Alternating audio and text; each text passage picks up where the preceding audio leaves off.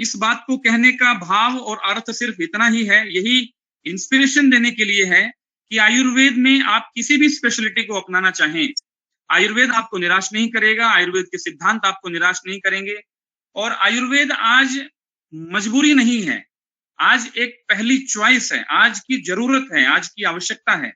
तो आयुर्वेद के जो योद्धा हैं, जो आयुर्वेद के स्टूडेंट्स हैं, टीचर्स हैं, और जो क्लिनिकल प्रैक्टिस कर रहे हैं या करना चाहते हैं, उनका मजबूत होना बहुत ही जरूरत है, बहुत ही आज के समय की जरूरत है। जब तक वो लोग मजबूत नहीं होंगे, तब तक आयुर्वेद को लोगों तक पहुंचाना, उनका विश्वास उसमें दृढ़ करना थोड़ा मुश्किल ही बना रहेगा। इसलिए विश्व आयुर्वेद परिषद का ये मंच आपको चिकित्सकीय ज्ञान दे रहा है, लगातार दे रहा है, और आगे भी ये प्रयास जारी रहेगा। मैं अब आज के जो हमारे वक्ता हैं उन्हीं की तरफ आऊंगा। डॉक्टर नृपेंद्र कुमार आर्य श्वास रोग के ऊपर अपने अनुभव से जनित, जो उन्होंने अपने अनुभव से सृजन किया है, उस अपने एक्सपीरियंस को क्लिनिकल एस्पेक्ट से आप सबके सामने रखेंगे। तो मैं डॉक्टर नृपेंद्र कुमार आर्य का हार्दिक स्वागत करता हूं, अभिनंदन करता हूं, और मैं स्क्रीन उनके हवाले करता हूं कि वो आज का लेक्चर प्रारंभ करें, और जो हमारे वक्ता हैं, जो हमारे श्रोता हैं, उनको अपने अनुभव से वो रूबरू कराएं। Doctor Nripendra please. जी नमस्कार सर, धन्यवाद। सर्वप्रथम मैं मेरे जो भी बड़े हैं, जो मेरे गुरु तुल्य हैं, सभी ज्येष्ठ हैं, सभी को प्रणाम करता हूं। आदरणीय BC sir, Shri Dhiman sir ji को मैं प्रणाम करता हूं, एवं आदरणीय जो हमारे आज का संचालन कर रहे हैं दिनेश जी, सभी को मैं प्रणाम करता हूं। डॉक्टर हेतल दवे मैम जो इस ऑर्गेनाइजिंग सेक्रेटरी हैं, उन्हें मैं मेरे ज्येष्ठ हैं, उन्हें प्रणाम करता हूं। मैं सभी जो श्रोतागण हैं, जो हमारे साथ जुड़े हुए हैं, कैंडिडेट जो भी हैं, जो मेरे ज्येष्ठ हैं, सभी को प्रणाम करता हूं, एवं जो मेरे अनुज हैं उनके सबको स्नेहपूर्वक आमंत्रण देता हूं आज की चर्चा में शामिल होने के लिए। हम लोग आज एक विश्व आयुर्वेद परिषद के माध्यम से ये एक बहुत बड़ा आयुर्वेद जगत में कार्य चल रहा है कि 245वां लेक्चर आज है, और मुझे इसमें जुड़ने का सौभाग्य मिला है, मेरे द्वारा ये आज हो रहा है। तो मुझे बहुत अच्छा लग रहा है, और बहुत ही गौरव का विषय है मेरे लिए।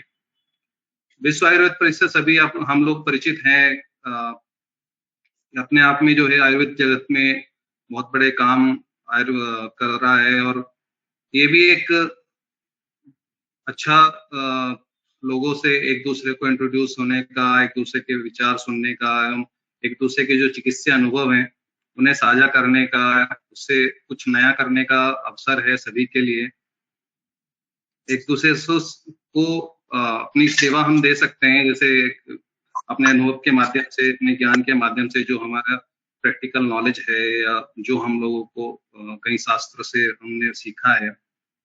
साथ ही ये आज के युग में देखा जाए, अगर हमें आयुर्वेद को आगे बढ़ाना है तो ये बहुत आवश्यक भी है कि हम अपने जो हमारे पास ज्ञान है, जो हमारा अनुभव जन्य अगर कुछ ज्ञान है, तो उसे बढ़ावा दें, उसे लोगों तक पहुंचाएं। क्योंकि यही कारण रहा है हम लोगों के, हमारे पास अगर कोई उपलब्धि हो जाती है तो हम उसे छिपाते रहते हैं, जिसके कारण वो ज्ञान जो है वो आगे नहीं पहुंच पाता है।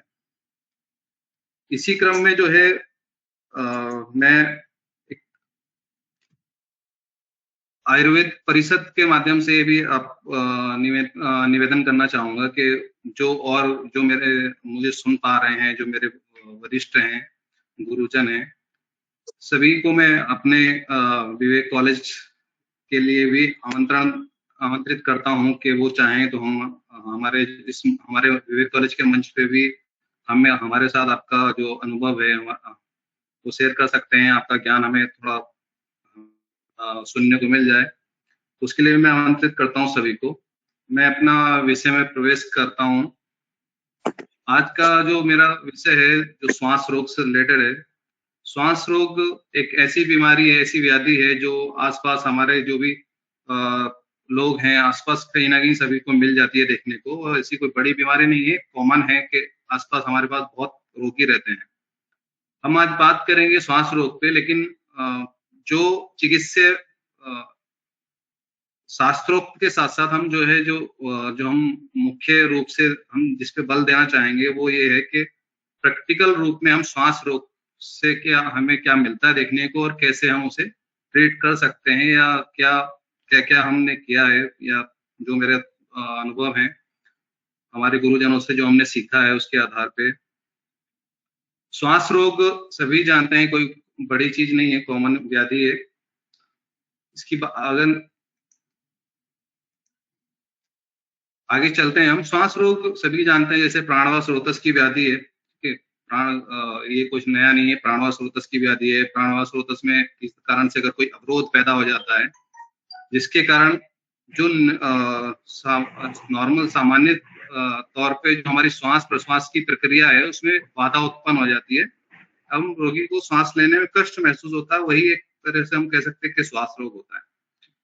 अब अगर हम इसे चिकित्सीय दृष्टि से हम देखें तो मैं इस पे विचार करता हूं कि श्वास रोग से पहले हमें प्राणवायु स्रोतस पे जाना चाहिए, और प्राणवायु स्रोतस पे जो है ध्यान देना चाहिए, क्योंकि जो प्राणवायु स्रोतस बताया गया है उसके जो मूल बताए गए हैं उसमें फुसफुस के अलावा हृदय और रसवाहिनी धमनियों का वर्णन मिलता है। और ये प्रैक्टिकली हमने देखा है कि जो श्वास रोगी आते हैं उनमें कहीं ना कहीं हृदय रोग भी सम्मिलित होता है, और हृदय रोग में जो है श्वास रोग के लक्षण हमें मिल जाते हैं देखने को। रसवाहिनी धमनियां जो है, जो हृदय और फुसफुस के बीच में जो एक धमनी और सिरा की जो श्रृंखला है पल्मोनरी, उसे हम समझ सकते हैं। तो सीओपीडी के जो केस हैं उसमें इस तरह की कंडीशन मिल जाती है हमें। तो इस तरीके से हम देखें तो प्राणवायु स्रोतस को हमें ध्यान में रखते हुए जो है चिकित्सा पे विचार करना चाहिए। स्रोत दृष्टि जैसा पता है, जैसे कि श्वास रोग में है उसी तरह की स्रोत दृष्टि जो है प्राणवायु स्रोतस की भी बताई गई है। प्राणवायु स्रोतस में भी वायु को जो प्रकोपक निदान है वही सब जो है स्रोत दृष्टि में बताए गए हैं, चाहे वो क्षय हो, वेग अवरोध हो, या रुक्ष भोजन का सेवन हो, अत्यधिक व्यायाम करना हो, कि ये सब चीजें जो है श्वास सभी जो है वात प्रकोपक निदान है, जो श्वास रोग में भी निदान बताए गए हैं। सेम यही आगे अगर हम चलते हैं लक्षणों के, अगर प्राणवायु स्रोतस की बात करते हैं तो वो लक्षण भी हमें श्वास रोग के समान ही प्रतीत होते हैं। चिकित्सा में जाते हैं तो चिकित्सा में भी हमें वही लक्षण प्रतीत होते हैं। अब हम आगे अगर चलते हैं तो श्वास रोग पे जो है एक रोग नहीं है, बल्कि हमें जो है रोग के साथ साथ कई बीमारियों में लक्षण व उपद्रव के रूप में भी मिलता है, जिसपे भी हमें विचार करना चाहिए कि हम जब तक हम मूल रोग पे नहीं पहुंचेंगे तब तक हम उसकी प्रॉपर चिकित्सा नहीं कर सकते हैं। क्योंकि लक्षण किसी कारण से, अगर जैसे कोई रक्त अल्पता का पेशेंट है, कोई एनीमिया है किसी को, तो जिस कारण से उसे श्वास रोग की प्रतीति हो रही है, उसे लक्षण मिल रहे हैं, और हम श्वास रोग की केवल चिकित्सा करते रहे, उसकी एनीमिया की तरफ ध्यान ही नहीं दें, रक्त अल्पता की तरफ ध्यान ही नहीं दें, तो हमारी जो चिकित्सा है वो फलदायी नहीं हो सकती है। तो इसलिए जो है इस चीज का विचार करना चाहिए कि किन किन लक्षणों, किन किन रोगों में लक्षण के रूप में मिल सकता है और उपद्रव के रूप में मिल सकता है, चाहे वो जलोदर हो या हमारे किडनी जो डिजीज है, हार्ट की डिजीज है, उनमें ये सब लक्षण जो है श्वास रोग के रूप में हमें देखने को मिल जाते हैं। आगे अगर हम चलते हैं तो आचार्य चरक ने बहुत अच्छा वर्णन जो है अरिष्ट लक्षणों का किया है इंद्रिय स्थान में। वहां पे भी श्वास रोग के बारे में अरिष्ट लक्षण के रूप में वर्णन किया है। विशेष रूप से जो अध्याय 7 है इंद्रिय स्थान का, उसमें जो है अरिष्ट लक्षण बताए हैं श्वास रोग से संबंधित। उसमें क्योंकि वैद्य का कर्म है, वैद्य को अरिष्ट लक्षणों का भी ज्ञान होना आवश्यक है, अरिष्ट लक्षणों को भी हमें जो है देखना चाहिए, समझना चाहिए। क्योंकि अगर चिकित्सा, अगर हम अरिष्ट लक्षण ना देखे बिना चिकित्सा करें तो कहीं ना कहीं हमें अपयश की प्राप्ति भी होती है। और इसमें कभी भी मेरा विचार ये है कि हमें इतना मतलब खुद में जब तक हमें इसका पूर्ण ज्ञान ना हो, कॉन्फिडेंस में इतना नहीं रहना चाहिए कि हम किसी पेशेंट का, हार्ट का पेशेंट है और उसे लेकर श्वास के रोग के साथ बैठे रहें और उसके साथ कोई कैजुअलिटी हो जाए। तो इन चीजों का हमें ध्यान रखना चाहिए। तो उसमें इंद्रिय स्थान में बहुत अच्छा बताया गया है। तो उसमें एक के बारे में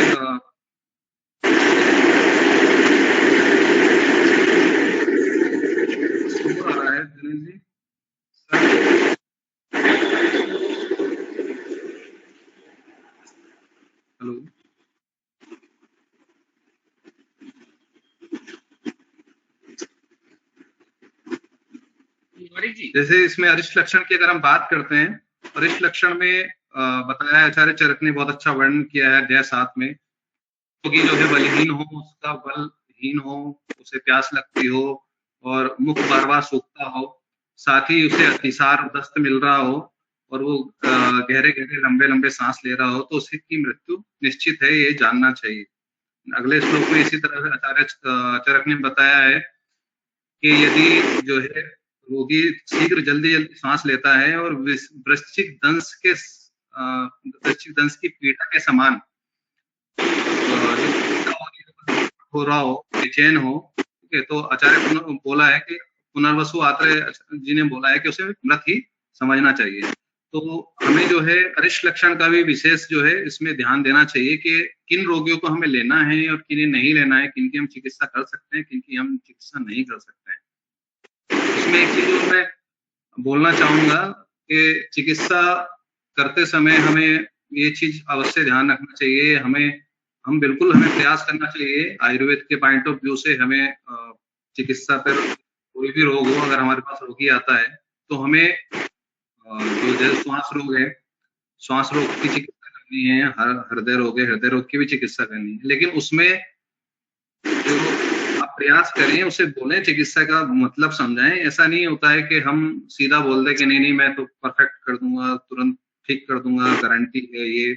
तो ये इस तरह की बातें हम लोगों को, आयुर्वेद चिकित्सक को या वैद्य को नहीं करनी चाहिए। आगे चलते हैं, हम अगर श्वास रोग के निदान की बात करें, तो अगर हम श्वास रोग के निदानों को विशेष अगर ध्यान दें तो इसमें जो मुख्य रूप से निदानों का वर्णन किया गया है उसे इस तरीके से हम समझ सकते हैं। कुछ निदान ऐसे हैं जो वायु का प्रकोप करते हैं, जैसे धूल के कण है, शीतल स्थान में रहना है, शीतल जल का सेवन है, अत्यधिक व्यायाम करना है, अत्यधिक मैथुन करना है, रुक्ष अन्नपान का सेवन करना है, विस्मासन है, वेग विदारण है, ये सब जो है वायु को प्रकोप करते हैं।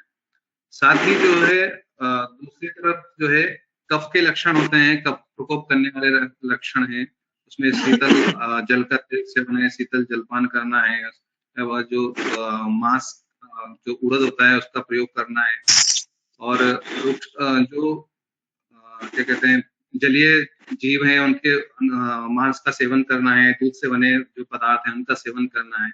इस तरीके के कुछ निदान बताए गए हैं जो कफ को प्रकोपित करते हैं।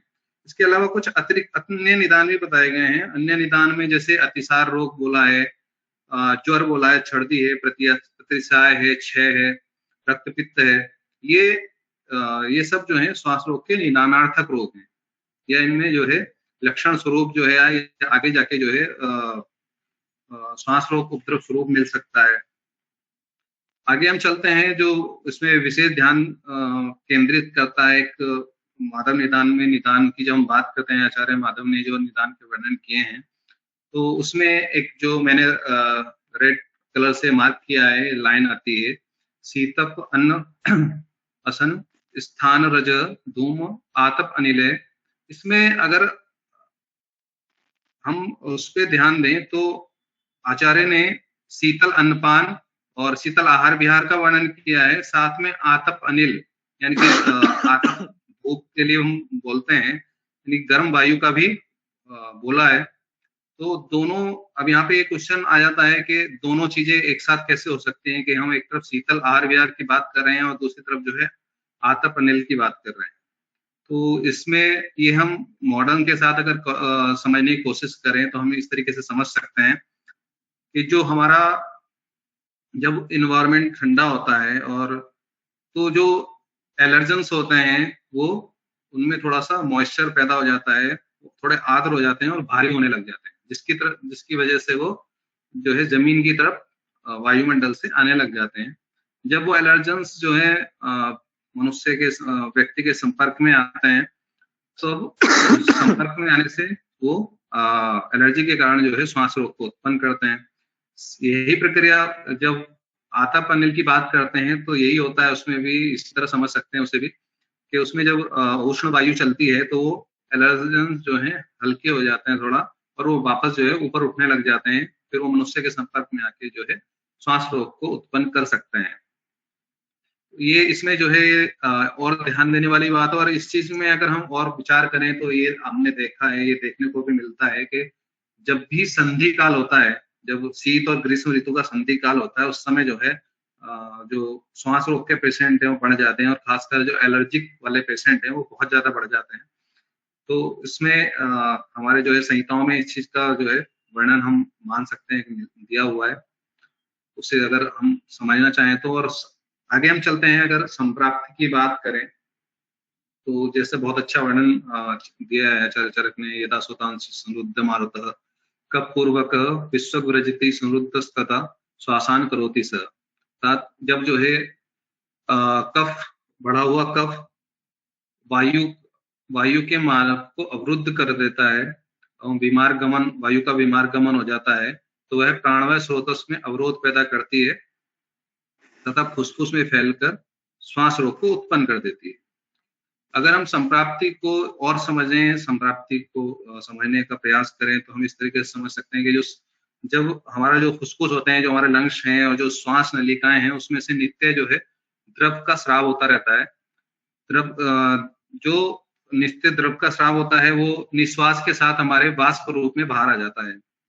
किंतु जब किसी तरह का कोई ऑब्स्ट्रक्शन या बोलते कंजेशन या कोई इन्फ्लामेशन या कोई इरिटेशन होता है, तो वहां पे जो स्राव हो रहा है उसकी मात्रा स्राव की बढ़ जाती है। मात्रा बढ़ जाने के कारण वो वाष्प रूप में बाहर नहीं आ पाता और लंग्स में अंदर ही रहता है, जिसके कारण रोगी को कास का वेग आता है। यदि कफ रूप में कास के साथ वो बाहर आ जाता है, क्योंकि वो घन रूप ले लेता है थोड़ा, अगर वो बाहर आ जाता है तो उसे रोगी को आराम मिल जाता है। और अगर नहीं कास के साथ बाहर नहीं आता है कफ के रूप में, तब वो जो कफ है वो फुसफुस में और श्वास नलिकाओं में क्षोभ उत्पन्न कर देता है, जिसके कारण जो है जो प्राणवायु का जो मार्ग है वो उसमें कमी हो जाती है, संकुचित हो जाता है, उसे प्रॉपर जो है जो वे नहीं मिल पाता जाने के लिए। वही जो है जो उसके प्रतिक्रिया, इसके खिलाफ जो प्रतिक्रिया बॉडी रिएक्ट करती है, फुसफुस से रिएक्ट करता है, प्रतिक्रिया स्वरूप हमें पहले कास और फिर बाद में श्वास रोग की उत्पत्ति हो जाती है, श्वास रोग जो है उत्पन्न हो जाता है।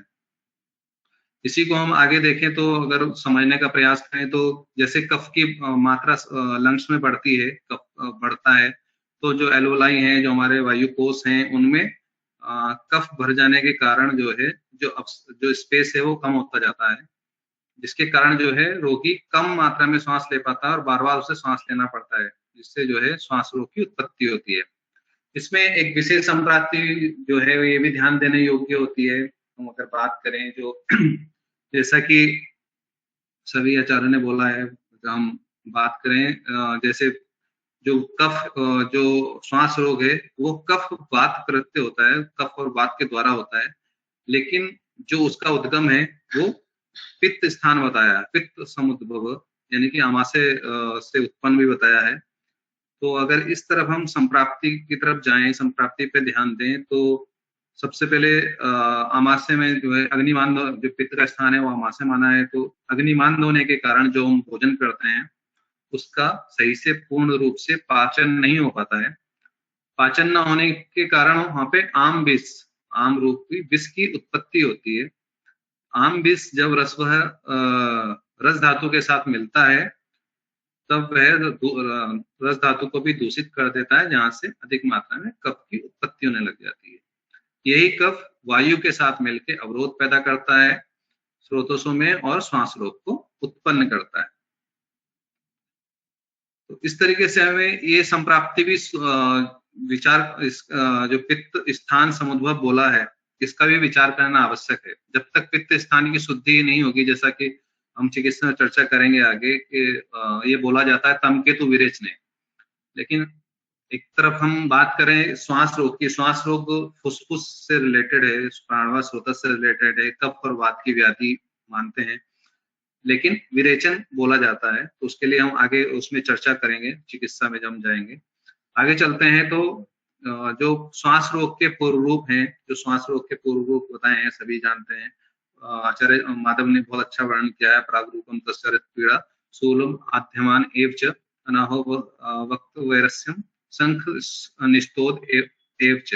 इन पे अगर हम विचार करें तो ये भी जो है हमें ये इंडिकेट करते हैं कि वायु प्रकोप और अग्निमांद के लक्षण हमें मिलते हैं, जैसे पीड़ा है, सूल है, अध्यमान है, ठीक है, और मुख वैरस्य है, अनाह है, ये सब जो है वायु प्रकोप और अग्निमांद के ही तरफ हमें इंडिकेट करते हैं, लक्षण हम मान सकते हैं।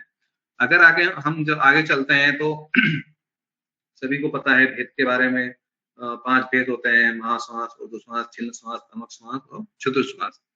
सबसे पहले हम थोड़ा लक्षण देख लेते हैं श्वास के। जो महाश्वास है, महाश्वास में बोला है कि उन्मत्त सांड की गर्जना के समान शब्दयुक्त श्वास रोगी लेता है, और वो जो है उसकी ज्ञान विज्ञान चेतना से लुप्त हो जाता है, उसे अपना समझ नहीं रहती है कुछ। फिर नेत्र में चंचलता, ये बताया गया है कि नेत्र चंचल होता है, नेत्र में स्थिरता नहीं रहती है और मुख और नेत्र उसके फैले हुए रहते हैं। और साथ में पार्श्वशूल, शंख प्रदेश और सिर में शिरशूल बताया है। रोगी को मलमूत्र के में अवरोध उत्पन्न हो जाता है श्वास की ध्वनि से। तो श्वास की ध्वनि जो है, जो रोगी श्वास ले रहा है, वो बहुत दूर तक सुनाई देती है, बहुत दूर से सुनाई देती है। आगे चलते हैं हम उर्दू श्वास का, तो उर्दू श्वास के लिए भी बहुत अच्छे इसी तरीके से वर्णन हमें मिलता है कि रोगी देर तक श्वास छोड़ता है। जो रोगी है, जो सांस बाहर निकाल रहा है, जो श्वास निश्वास की क्रिया है उसकी, वो लंबी चलती है, लेकिन अंतर श्वास में कष्ट होने के कारण रोगी श्वास को अंदर देर तक नहीं ले पाता है। कि जो उसका जो बाहर जब श्वास छोड़ेगा वो तो लंबे समय तक छोड़ेगा, और अंतर श्वास उसका निश्वास है, जो उसका जो अंदर सांस ले रहा है वो इंस्पायरेशन शॉर्ट टाइम के लिए होता है उसका। फिर उसमें उर्दू श्वास बोला है, तो इसमें जो रोगी की जो दृष्टि है वो ये बोली जाती है कि ऊपर अटक जाती है, उर्द दृष्टि रहती है, ऊपर अटक जाती है। साथ में ये बोला जाता है कि आंखों के सामने अंधेरा आ जाता है, तम प्रवेश बोला गया है उसके लिए। स्वर विकृति, बोलने में जो है उसकी कठिनाई होती है, तथा मर्म स्थान में वेदना होती है। जो हमारे मर्म वाइटल्स बोले गए हैं उनमें वेदना होती है और रोगी बेचैन रहता है। ये हमारे उर्दू श्वास के लक्षण बताए गए। छिन्न श्वास की अगर हम बात करते हैं, छिन्न श्वास में रोगी रुक रुक कर श्वास लेता है। मर्म स्थान में पीड़ा होने के कारण थोड़ी देर के लिए श्वास लेना बंद कर देता है। ये बोला जाता है कि रोगी जो है, पीड़ा ज्यादा होती है मर्म स्थान में, तो शुद्ध बुद्ध खोल लेता है या होश में नहीं रहता है, तो उसका जो है बीच बीच में श्वास की प्रक्रिया रुक जाती है। उसके बाद जो है आगे लक्षण बताए तो उसमें श्वेताधिक्य बताया है, संज्ञानाश होता है, मुख शोष होता है, वर्ण हानि हो जाती है, वर्णता आ जाती है, प्रलाप करता है, नेत्र झुके हुए रहते हैं, वस्ति प्रदेश में दाह के साथ मूत्र अवरोध हो जाता है। ये सब छिन्न श्वास के लक्षण बताए गए। ये जो अभी हमने तीनों श्वास का लक्षण देखे हैं, ये जो लक्षण है एक्चुअली महाश्वास और उर्दू श्वास और छिन्न श्वास, ये कॉम्प्लिकेशन के रूप में ज्यादा मिलते हैं, रोग के रूप में जो है देखने में नहीं आते हैं हम लोगों को। तो आगे हम चलते हैं, क्षुद्र श्वास की बात करते हैं। क्षुद्र श्वास की अगर हम बात करें तो जैसे बोला गया है कि रुक्ष पदार्थ के सेवन से या वायु प्रकोपक जो कारण है, अतिश्रम करने से, अति करने से कोष्ठ में वायु का प्रकोप हो जाता है, जिसके कारण क्षुद्र श्वास होता है। इसके जब हमने देखा है, ये हम मॉडर्न्स के साथ अगर इसे देखें तो नॉर्मल जो ब्रीथलेसनेस हो जाती है, जैसे हम दौड़ते हैं या ऊंची पहाड़ियों पे चढ़ना है या स्टेप्स चढ़ना है, तो कोई भी मेहनत का जो भारी काम है उसे करने से जो ब्रीथलेसनेस हो जाती है, उसे हम जो है क्षुद्र श्वास के साथ समझ सकते हैं, क्षुद्र श्वास में समझ सकते हैं। और इसमें ये रहता है कि जैसे ही व्यक्ति रेस्ट में जाता है, आराम करता है, तो ये श्वास, क्षुद्र श्वास अपने आप ही शांत हो जाता है, व्यक्ति सामान्य श्वास लेने लग जाता है।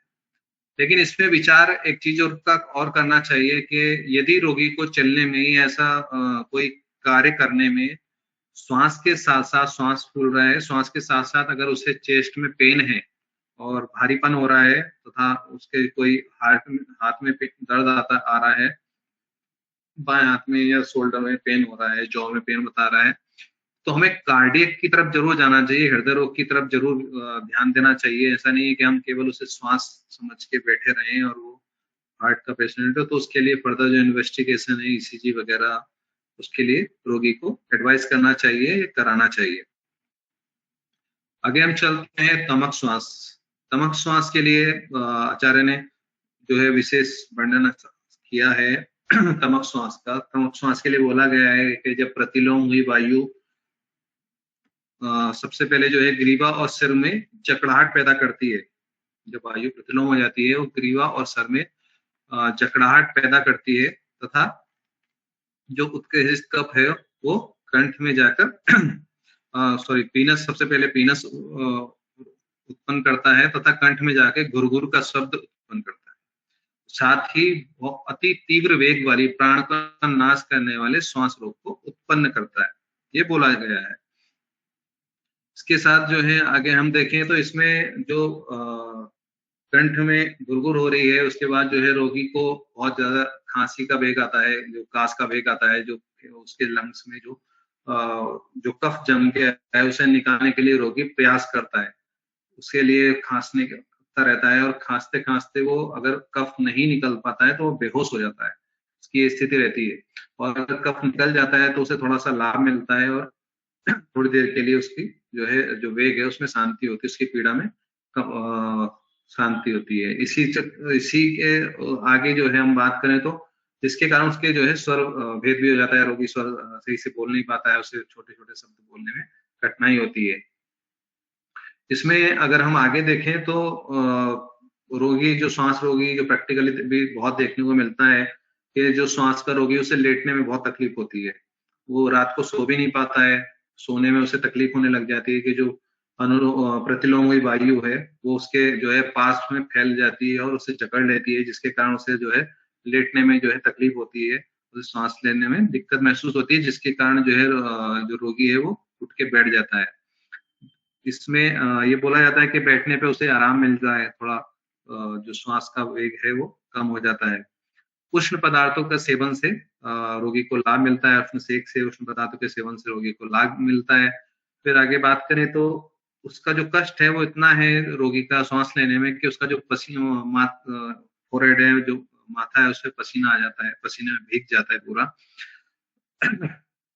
साथ ही ये बोला जाता है कि ये प्रैक्टिकली देखने को मिलता है कि हम देखते हैं जब भी आकाश में वायु बादल होते हैं, वर्षा ऋतु या शीत ऋतु होती है, एवं जो सुबह प्रातः काल का समय है उस समय जो रोगी का वेग है वो जो रोग का वेग है वो बढ़ जाता है।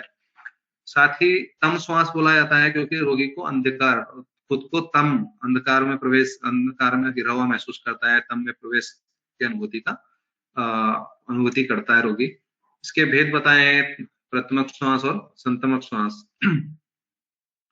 आगे हम चलते हैं तो आचार्य चरक ने जो तमक श्वास और इसके लक्षण जो बताए गए हैं, संप्राप्ति जो बताई गई है वो काफी जो मॉडर्न साइंस में, जो मॉडर्न आयुर्वेद आधुनिक चिकित्सा विज्ञान है उसमें जो ब्रोंकियल अस्थमा उससे काफी समानता रखती है, काफी साम्य रखता है।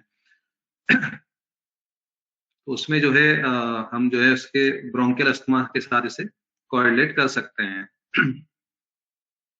साथ ही हम इसमें आगे ब्रोंकियल अस्थमा की अगर हम बात करें तो ब्रोंकियल अस्थमा का जो इस तरह के समझ सकते हैं कि bronchial asthma is a chronic intermittent inflammatory disease of the airway characterized by episodes of wheezing, cough and chest tightness। आगे हम चलते हैं तो अगर जो इसके प्रिसिपिटेटिंग फैक्टर हैं उसकी बात करते हैं तो ये जो हमारे जो निदान है उनसे मैच करते हैं, जैसे कोल्ड एयर है, स्मोक है, एक्सरसाइज है, इन्फेक्शन है, डस्ट है, तो ये हमारे जो है कहीं ना कहीं जो हमारे निदान बताए गए हैं श्वास रोग के उनसे मैच करते हैं। ठीक है, सिम्टम भी वही है। हेलो सर, ब्रोंकियल अस्थमा जो है जो आयुर्वेद में सर उसके लिए क्या ट्रीटमेंट है? जैसे किसी को बहुत लंबे टाइम से अस्थमा है और उसको खांसी हो रहा है। सर हम जो है मैं अभी चिकित्सा पे आऊंगा आगे, और जो भी क्वेश्चन है हम जब सेशन हमारा पूरा हो जाएगा उसके बाद जो भी क्वेश्चन आंसर होंगे वो हम साथ में ले लेंगे एक साथ, क्योंकि मैं अभी चिकित्सा तो बताने वाला हूँ और आगे।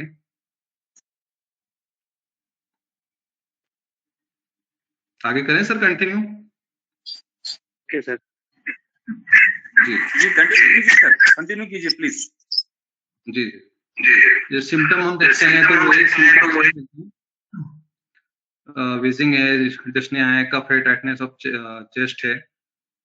अगर हम हमें जो है इसमें अगर हम बात करें, जैसे जो ओपीडी में हम बैठते हैं तो विशेष जो ध्यान देना होता है, जो ध्यान देना चाहिए एक वैद्य को, डॉक्टर को, जब पेशेंट हमारे पास कोई आता है श्वास रोग का, तो सबसे ज्यादा इम्पोर्टेंट है उसकी हिस्ट्री टेकिंग। उसका जो है हिस्ट्री लेना बहुत आवश्यक है, क्योंकि जब तक प्रॉपर हिस्ट्री नहीं होगी, प्रॉपर डायग्नोसिस नहीं बनेगा, तो हम ट्रीटमेंट कैसे कर सकते हैं। तो हिस्ट्री टेकिंग में कुछ चीजें हैं जो मुझे लगता है कि हाँ जरूरी हम लोगों को देखना चाहिए।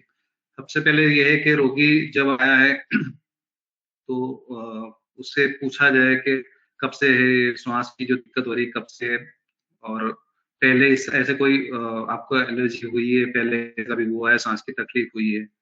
दूसरी चीज आती है ये हमें जानना है, बहुत आवश्यक है, हम उसकी फैमिली हिस्ट्री में जरूर जाएं कि किसी जो है किसी और को नहीं है, आपके मम्मी पापा को, भाई बहन को, क्योंकि हेरिडिटरी भी हमें जो है सिम्टम देखने को मिलता है, बीमारी देखने को मिलती है, तो उसमें जरूर जाना चाहिए। फिर जो वो वर्क क्या कर रहा है, कहाँ पे वर्क कर रहा है, वो भी बहुत इम्पोर्टेंट है, उसमें हमें जरूर जाना चाहिए कि किसी केमिकल फैक्ट्री में या जो गैस जिसमें गैस का जो फैक्ट्रियां हैं, ऐसी कोई फैक्ट्री में वो वर्क कर रहा है, उसका हमें पता होना चाहिए।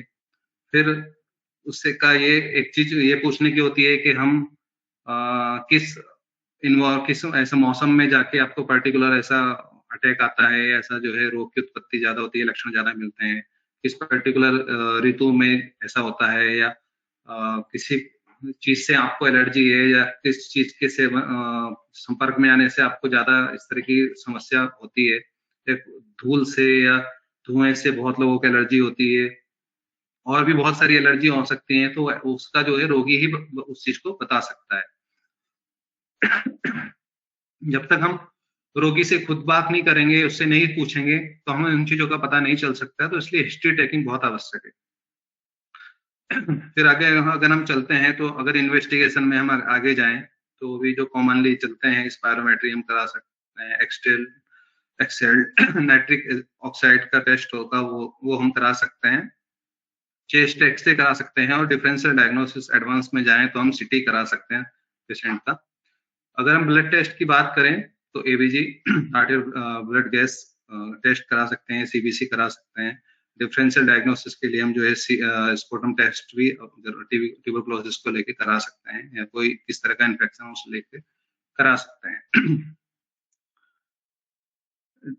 डिफरेंशियल डायग्नोसिस पे भी हमें जरूर ध्यान देना चाहिए कि किस कारण से हो रहा है, केवल ब्रोंकियल अस्थमा है, या श्वास रोग है, या और कुछ भी और कुछ हो सकता है, तो उसके लिए हम कार्डियक अस्थमा है, सिस्टिक फाइब्रोसिस है, निमोनिया, ट्यूबरकुलोसिस आदि बहुत सारे रोग हैं जिनमें हम विचार कर सकते हैं। ये मुख्य हैं कि ये जो है कॉमनली देखने को मिल जाते हैं। आगे हम चलते हैं, श्वास रोग की साध्यता।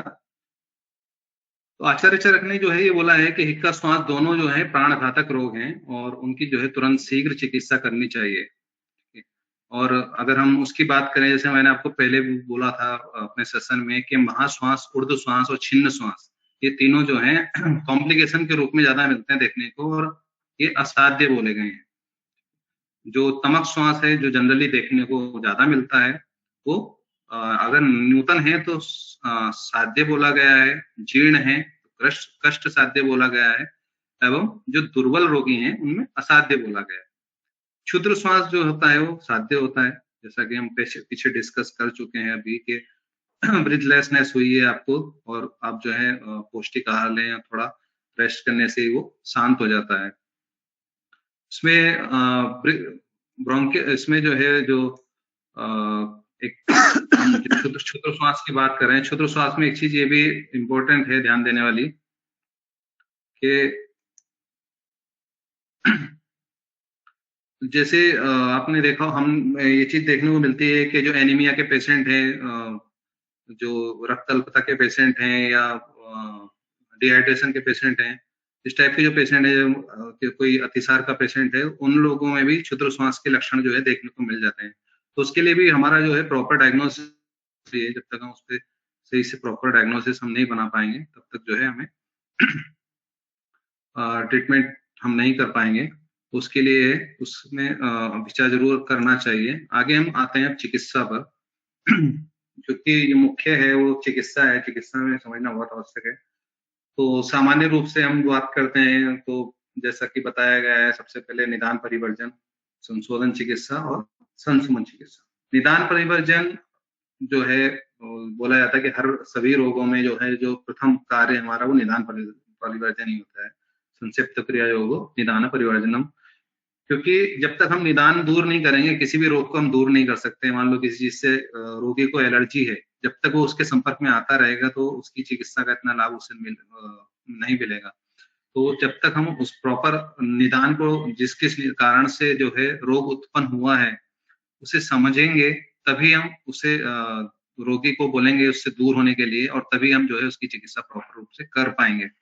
चाहे वो मान लो किसी फैक्ट्री में काम करता है जो गैस की है, या और ऐसा कुछ केमिकल्स बनते हैं जिसके कारण उससे एलर्जी है और जिसके कारण उससे श्वास रोग हो गया है, तो हमें उससे बोलना पड़ेगा भाई तुम्हें उससे दूर होना पड़ेगा, अलग होना पड़ेगा। साथ ही जो है और किसी चीज से डस्ट एलर्जी है या किसी धुएं से एलर्जी है, कोई पर्टिकुलर स्मेल से होते हैं, बहुत सारी एलर्जियां हो सकती हैं।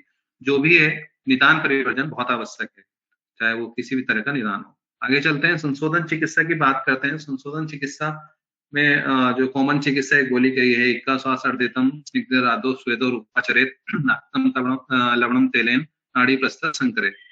जो तीनों रोग हैं उसमें जो है इक्का श्वास और अर्दित, इसमें बोला गया है कि लवण युक्त तेल का स्नेह और नाड़ी प्रस्तर और संकर जैसे विधि से स्वेदन हमें करना चाहिए रोगी को।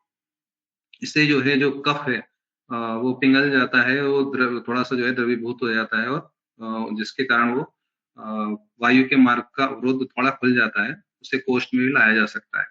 आगे हम चलते हैं, जो मुख्य है, जो इम्पोर्टेंट है सबसे, के आगे बताया गया काशने छर्दनम दध्यात स्वरभंगे च बुद्धिमाना वात श्लेष्म हरयुक्तम तम केतु विरेचन। अब यहाँ पे बहुत अच्छा वो है समझने के लिए कि यहाँ पे दोनों चीजें बताई गई हैं। एक तो बताया गया है कि पहले कफ के बारे में विरेचन वो वमन बताया गया है, और तम केतु विरेचनम। अब यहाँ पे ये प्रश्न आता है कि तम केतु विरेचनम क्यों बोला गया है। तम केतु विरेचनम की अगर हम बात करें तो जैसे मैंने पहले भी थोड़ा सा बोला था कि जो हमारा श्वास रोग का जो बोला जाता है कि कफ और वात कृत्वा है, कफ और वात के कारण हो रहा है, लेकिन जो स्थान है उसका वो पित्त समुद्भव बोला गया है, या आमाशय उत्थ बोला गया है, आमाशय से उत्पन्न हुआ है, और ये पित्त का स्थान है। तम केतु विरेचनम अगर हम रोगी को विरेचन कराते हैं तो विरेचन कराने से सबसे पहले पित्त स्थान की शुद्धि होती है। तो जो मूल है, जो जिस स्थान से उत्पत्ति हो रही है, हम उसकी शुद्धि करते हैं। पित्तम विरेचन से हम सबसे पहले पित्त स्थान की शुद्धि कर रहे हैं। साथ ही जो है जो विरेचन करने से जो मृदु कफ है, जो मंद कफ है, कुछ मात्रा में कफ का भी नाश होता है, कफ का भी क्षय होता है, और कुछ मात्रा में वात का भी अनुलोमन होता है, ठीक है, जिस कारण से जो है श्वास रोग में अच्छा लाभ देखने को मिलता है। क्योंकि तीनों यही कारण है, कफ पहले पित्त स्थान का हमने शोधन कर लिया, साथ में जो है कफ का भी नाश होता है अगर हम विरेचन कराते हैं, और वात का भी अनुलोमन हो जाता है। वात अनुलोमन बहुत आवश्यक है चिकित्सा की दृष्टि से हम देखें तो। अगर अब बात करते हैं कि हमें वमन किसे कराना है, वमन उन लोगों के लिए बोला गया है जिनमें कफ की अधिकता है, जिनमें हमें लक्षण बहुत ज्यादा मिल रहे हैं कफ की अधिकता होती है, स्वर जहाँ पे स्वर भंग हो रहा हो रोगी का, वहां पे हमें जो है वमन विशेष रूप से कराना चाहिए। क्योंकि वमन कराने से कफ का नाश जरूर हो जाता है, लेकिन ना तो पित्त स्थान की शुद्धि होगी और ना ही वात का अनुलोमन होगा। तो कफ वमन कराने से थोड़ा वात और प्रतिलोमित हो जाता है विपरीत दिशा में, उसकी गति और बढ़ती है। तो इसलिए जो है हमें विशेष रूप से तम केतु विरेचनम पर विशेष ध्यान देना चाहिए, विरेचन की चिकित्सा पर विशेष ध्यान देना चाहिए। इसके अलावा जो है अब आते हैं हम आगे संशमन चिकित्सा की बात करते हैं। तो समन चिकित्सा के ढेरों योग हैं, बहुत सारे योग होते हैं, बहुत लंबी लिस्ट है मेडिसिन की। हम क्या करते हैं, मैं कुछ जो मुझे अच्छे लगते हैं मैंने वो चीज इसमें ली है। जैसे एक चक्रदत्त का योग है, गुड़ व सरसों के तेल को समभाग मिलाकर 3 सप्ताह तक प्रयोग करने से रोगी को शीघ्र लाभ मिलता है। फिर एक सिंपल योग, ये ऐसे योग हैं कि हम एकल औषध से जो है जो रोगी को सेवन कराते हैं तो लाभ हमें देखने को मिलता है। विविध की चूर्ण शहद के साथ सेवन कराते हैं। हरित की चूर्ण को सरसों के तेल में मिलाकर चटाना है और साथ में गुनगुना जल का जो है अनुपान देना है, गर्म जल का अनुपान देना है रोगी को। और इसमें जो ये नेक्स्ट योग है वो बहुत अच्छा है, मुझे बहुत पसंद है और मैं बहुत उपयोग भी करता हूँ। कंठकारी आंवला और दोनों को 1-1 तोला लेना है, उसमें शुद्ध हींग आधा तोला मिलाकर पीस कर रख लें और 3 से 5 ग्राम मधु के साथ सुबह शाम 3 दिन तक प्रयोग कराएं। ये बहुत अच्छा योग है, सुश्रुत संहिता में बोला गया है और मुझे इसमें प्रयोग करने में बहुत लाभ भी देखने को मिलता है। फिर हम जो है आगे चले तो मैं एक चीज और प्रयोग में उसके लिए भी आपको थोड़ा बता देता हूँ कि एक हम इतना जैसे इनहेल करते हैं, मान लो हम विक्स का प्रयोग करते हैं जनरली जब हमें कोई सांस की समस्या होती है या नाक बंद हो जाती है प्रत्याशय में भी, तो उस तरीके से मैं जो हूँ मैं प्रयोग करता भी हूँ घर पे और करवाता भी हूँ। अजवाइन और पुदीना, कपूर और लौंग सबको जो है मिलाकर थोड़ा सा पुदीना जो लौंग है और पुदीना है और अजवाइन हल्का सा हाथ से मसलकर कपूर लेके एक छोटी सी एक पोटली सी बना लेंगे, छोटी सी एक कपड़े में रख के और उसे अपनी रिस्ट पे बांध लेते हैं। उससे जो है फिर बार बार जो है चाहे बच्चा हो या हम कोई भी उसे जो है बार बार इनहेल कर सकता है, बार बार उसे सूंघता है, इनहेल करता है, तो जो हमारा जो रेस्पिरेशन है वो प्रॉपर चलता रहता है, जो नॉन ब्लॉकेज हो जाते हैं वो नहीं होते हैं। जैसे विक्स काम करता है सेम ये काम करता है, बहुत अच्छा है, बहुत इफेक्टिव होता है। इसके अलावा धूपन कर सकते हैं, धूम कर सकते हैं, धूम्रपान कर सकते हैं, उसके लिए देवदारू, हरिद्रा, तेजपत्र, मनुशिला का प्रयोग आचार्य सुश्रुत में बताया है। इसके अलावा धूपन के लिए मुझे और लगता है कि हाँ हमें जो है गुग्गुल और जो लोहान आता है उसके धूपन भी करना चाहिए, वो जो इन्फेक्शन है उसे भी खत्म करेगा और श्वास रोग में भी रोगी को लाभ दे सकता है। मेरा प्रैक्टिकल इस चीज के लिए नहीं है। कि अब हम बात करते हैं आगे और चिकित्सा को लेके। चिकित्सा श्वास रोग की जो है जनरली जो देखने को मिलती है, अगर हम चिकित्सा व्यवस्था पत्र की बात करें, जो आदर्श व्यवस्था पत्र होता है, एक सामान्य रूप से एक श्वास रोगी आया आपके पास तो हम उसे क्या व्यवस्था पत्र, क्या मेडिसिन दे सकते हैं। तो मैं जो देता हूँ जनरली, अगर कोई नवीन उसका रोगी है, उसे थोड़ी बहुत समस्या है, ज्यादा नहीं है, तो उसमें जो है सीतोपलादी चूर्ण लेते हैं, उसके साथ जो है टंकण भस्म सीतोपलादी चूर्ण 2 ग्राम 3 ग्राम ले सकते हैं जैसा भी रोगी हो, और टंकण भस्म ले सकते हैं उसमें 250 मिलीग्राम। साथ में जो है अबरक भस्म का प्रयोग बहुत उपयोगी है, अबरक भस्म बहुत लाभ करती है, फुसफुस मतलब लंग संबंधी जितनी भी बीमारियां हैं, अबरक भस्म का बहुत अच्छा उपयोग होता है। 125 mg मिलाकर एक मात्रा जो है सुबह शाम शहद के साथ दे सकते हैं। साथ में जो है श्वास कुठार रस 2 गोली भोजन के बाद 7 कनका सबके अनुपान के साथ दे सकते हैं, बहुत अच्छा लाभ मिलता है। और अगर जैसे खराश है गले में या बोलने में दिक्कत हो रही है या खांसी आ रही है बार बार, तो कोई भी कंठ सुधारक बट्टी आती है, मरीची आती है, बेहोश आती है, कोई भी बट्टी जो है हम उसे चूसने के हिसाब से प्रकृति की जैसी आवश्यकता उसे दे सकते हैं, अच्छा लाभ मिलता है। इसमें महत्वपूर्ण एक और चीज मैं मानता हूँ कि बाता अनुलोमन जरूर करना चाहिए। तो उसके लिए जैसे हरित की चूर्ण है, हरित की चूर्ण का प्रयोग हमें जो है रात को सोते समय जरूर कराना चाहिए। यदि रोगी जो है जीर्ण है, बहुत लंबे समय से उसे जो है अस्थमा का पेशेंट है उसे, तो उसमें जो है अगर हम व्यवस्था पत्र की बात करते हैं, जो मैं जनरली यूज करता हूँ, हम जो है वही सीतोपलादी लेते हैं। सीतोपलादी के साथ जो है, क्योंकि जो जीर्ण रोगी होगा उसके जो है पार्श्वशूल काफी होता है, चेस्ट पेन होता है, तो उसमें हम पुष्कर मूल चूर्ण साथ में सीतोपलादी के ले लेते हैं। 2 ग्राम 3 ग्राम सीतोपलादी ले ली, 2 ग्राम पुष्कर मूल चूर्ण ले ली, उसके साथ जो है अबरक भस्म भी ले लेते हैं, अबरक भस्म ले ली 125 mg। इसके अलावा जो है मल्ल सिंदूर का प्रयोग करते हैं। मल्ल सिंदूर जो है रोगी की अवस्था, रोगी के प्रकृति और उसकी जो है जो एज है उसके हिसाब से हम ऊपर नीचे कर सकते हैं। डोज जो भी हो 125 mg जनरली हम ले लेते हैं। और साथ में जो है मुक्ता पिष्टी जो है उसमें मिलाकर, और जैसे अगर किसी को मान लो कि फीवर है, बुखार भी कभी कभी आ जाता है, तो उसमें कोदंती गिलोय साथ में डाल सकते हैं एंटीबायोटिक ड्रग के रूप में। तो उसका एक योग बना के एक एक मात्रा सुबह शाम हम शहद के साथ दे सकते हैं। एक विशेष जो है मुझे जो लाभ मिला, जो मैं देखता हूँ, एक अमस्थावले आता है एमपिल कंपनी का। अमस्थावले का प्रयोग जो है जैसे हम च्यवनप्राश के रूप में उसी तरीके से जो है सुबह शाम एक एक चम्मच सुबह शाम करते हैं, तो अमस्थावले का भी बहुत अच्छा रिजल्ट जो है मैंने देखा है श्वास रोगियों में। इसके अलावा जो है जनरली जो है श्वास कुठारस हम साथ में चला सकते हैं, कफ केतु रस चला सकते हैं।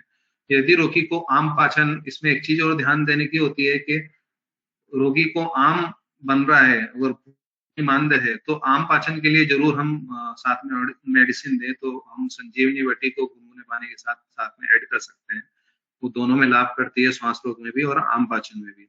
वात अनुलोमन के लिए हम जो है हरित की चूर्ण शाम को या त्रिफला चूर्ण दे सकते हैं।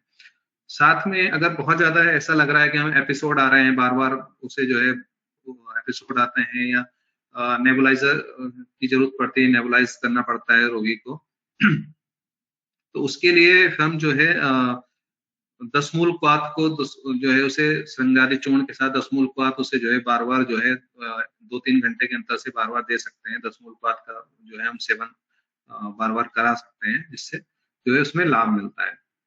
एक और मेरे सॉरी बॉदर कर रही हूँ सर, इसको रिपीट करेंगे प्लीज? अगर बार बार नॉबिलाइज कर रहे हैं पेशेंट को या इनहेलर दे रहे हैं, तो आप क्या बता रहे थे? मेरा थोड़ा कट ऑफ हो गया था सर, सॉरी। जी जी जी मैम, मैम ये बता रहा था कि जैसे बार बार किसी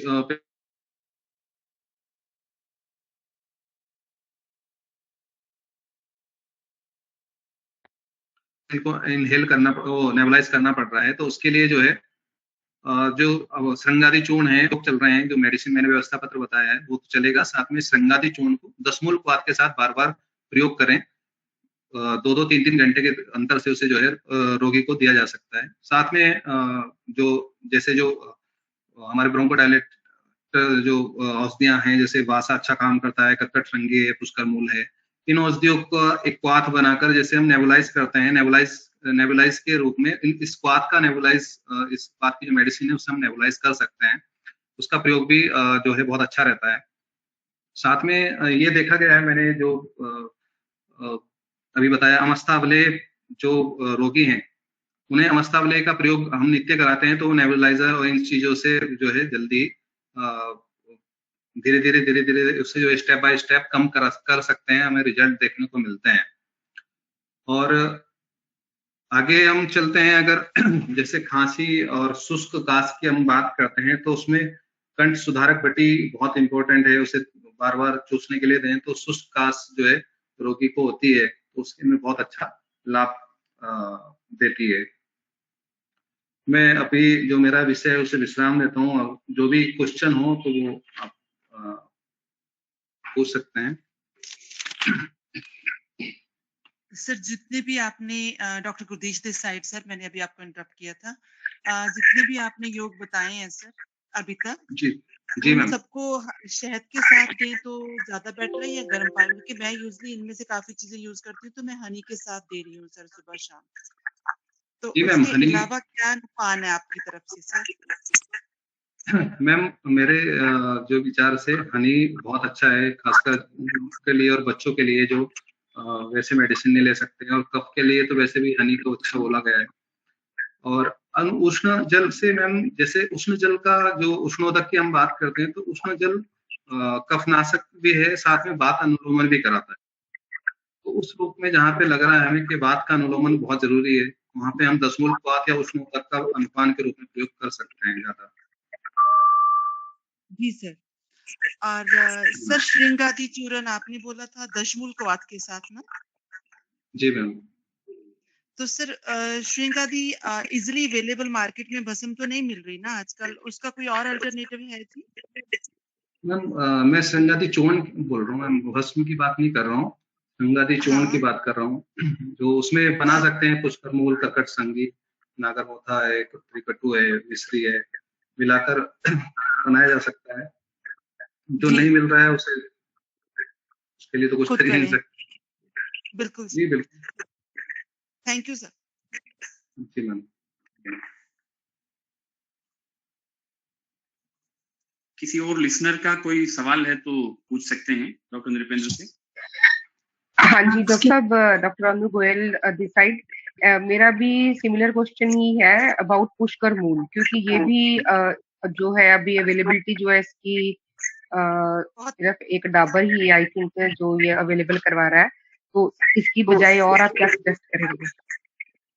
मैम जहाँ पे पार्श्व सूल के लिए अगर हम रोगी को पार्श्व सूल है तो मैम वहाँ पे तो पुष्कर मूल हमें जरूरी हो जाता है, क्योंकि उसके रिजल्ट बहुत अच्छे देखने को मिलते हैं, मैंने बहुत अच्छे देखे हैं, तो उसके लिए तो बहुत जरूरी है। बाकी इसके लिए नहीं मिल रहा तो बासा है, फिर कर्कट संगी है, जो और जो इस टाइप की मेडिसिन है,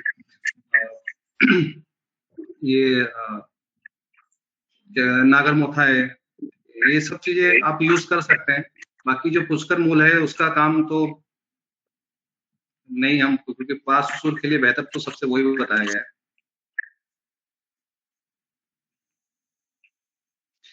है। सर जो श्वास कुठार रस और कफ रस है वो उसकी जगह श्वासारी रस यूज कर सकते हैं पतंजलि? बिल्कुल बिल्कुल कर सकते हैं।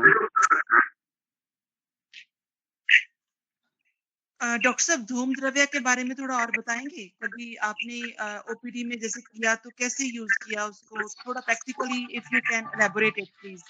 जी जी जी मैम, इसमें धूम द्रव्य की अगर हम बात करें तो जो भी हमारे ब्रोंकोडायलेटर जो भी द्रव्य उपलब्ध होते हैं, इसमें दो चीजें होती हैं, क्योंकि जैसे बोला गया है कि वैद्य को जो है अपनी युक्ति से आप जो है काम कर सकते हैं और युक्ति ही लगाना चाहिए।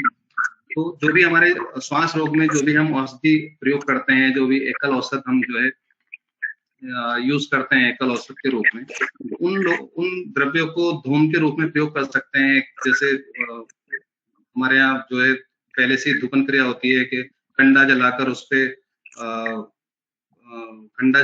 जो है द्रव्य डालते हैं और उसका धूपन दे सकते हैं। अगर रोगी को बोलना है कि इनहेल करना है तो इनहेल करने के लिए जो मैंने दूसरा बताया है अजवाइन वाला योग, वो अपने कलाई पे बांध के यूज कर सकता है। बाकी धूपन तो ये है कि जैसे हम हवन भी करते हैं, हवन में जैसे हमारे यहाँ हम लोग ऐसा करते हैं कि जैसे बहुत आसपास के ऐसे रोगी हैं, जैसे वृद्धाश्रम के कहीं ऐसा हमारे पास रोगी आ गए, 2-4 रोगी हैं वृद्धाश्रम के भाई हमें सबको जो है श्वास की तकलीफ होती, तो उनसे बोलते हैं कि आप जो है सुबह सुबह बैठ के हवन कीजिए और साथ में जो है उन्हें कुछ मेडिसिन बता देते हैं जो ये श्वास रोग के लिए लाभकारी है, बासा है, कंटकारी है, नागरमोथा है, विविधकी है, आंवला है। बोले इनका जो है उसमें सामग्री के साथ साथ मिक्स करके ये औषध भी डालें और इसका जो धूपन है